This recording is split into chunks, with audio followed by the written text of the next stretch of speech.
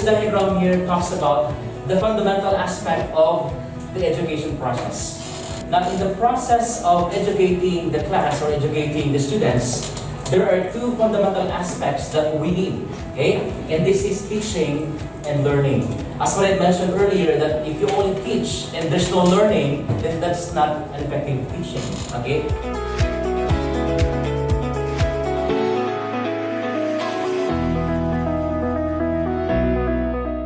The learning is our interaction with the world. Okay, and as we learn, our mindset changes. It says that the acquiring of information will not bring a change. What brings a change? It's structuring. Okay? It's about formulating. It's about doing. But for the lower level students, we did a role play where it was like how to get to 7. So go out the front gate, turn right, walk 500 meters, 7-Eleven is on your right.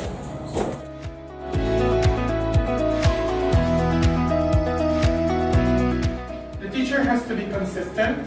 Consistent in the sense that there has to be clear guidelines, and the teacher has to be fair to the students.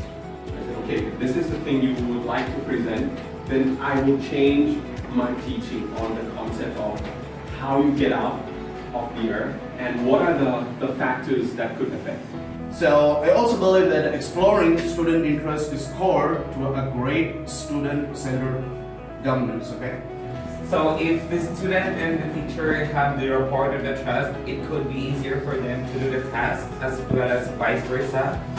And that talks about the principle of definiteness. You have to be definite with the goal. If you cannot see the desired things or desired change that you expect, don't stop. Keep pushing.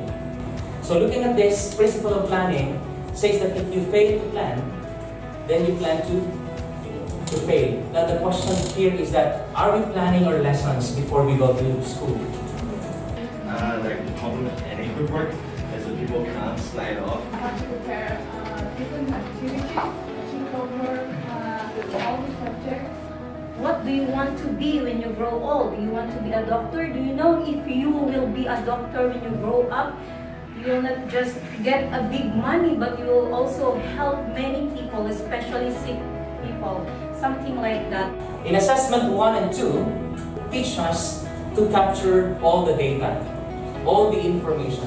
Why do we capture all the information of student A and B? So we can use this as our basis. How can I improve him? Is that really good with level 1? Level 1 speaking. So how can I help him improve with that? I told them we'll do it Hollywood style or Pixar style. We just phone it in. Set up a live chat. We practice over the live chat. Nobody has to be somewhere at a particular time.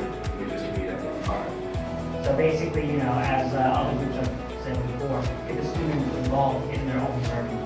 And that's one way to do it, you know, to have the students decide how they want to be assessed and by who. And teachers split the students into a small groups, and teacher will assign the task to the groups, to the students. Students don't have the same interest. Like, we must come up with a common denominator for all of them.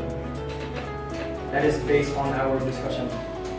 They're given a certain amount of materials, but at the same time they're also given coupons, so they can go around the school departments if they need any specific materials.